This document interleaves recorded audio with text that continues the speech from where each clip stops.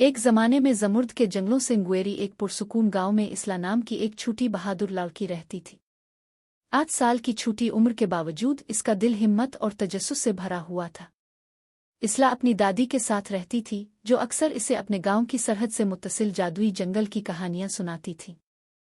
अफवाहें फैल गई थीं कि जंगल के अंदर एक खजाना पड़ा है, जिसकी हिफाजत शैडो बिंस्ट के नाम से जानी जाने वाली मखलूक ने की है, जिससे वो सब खौफजदा हैं जिन्होंने इसका नाम सुना था। एक दिन इसला ने फैसला किया कि वो खजाने की हकीकत से पर्दा उठाने के लिए जंगल में जाएगी। अपनी सुर्ख चादर में मलबूस और अपनी दादी की पुरानी लालटेन के सवा कुछ नहीं लेकर वो जंगल की गहराइयों में चली गई। जब वो चल रही थी, ऊपर की मोटी छतरी कदीम राजों को सरगोशी कर रही थी और पत्तों की हर सरसराहट ने इसके अंदर खौफ की लहरें भेजी थीं। जैसे ही शाम ढलने लगी, जंगल में लंबे लंबे साए नमूदार हुए। इसला आखिरकार जंगल के मरकज में पहुंच गई।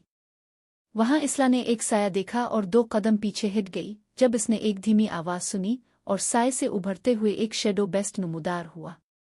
इसला इस बात से हैरान हुई कि ये कोई खौफनाक मखलूक नहीं थी, बल्कि उदास अक्लमंद आंखों वाला एक देव हैकल नरम भेड़िया था। हैवान एहतियात से इसला के करीब पहुंचा। इसका रवैया जारहियत का नहीं बल्कि तजस्सुस का था।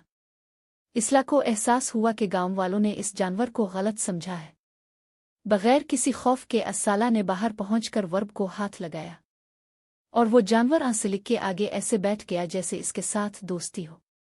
इसला इस हकीकत के सीन साथ गांव वापस आई कि वो एक जानवर है जिससे डरने की जरूरत नहीं।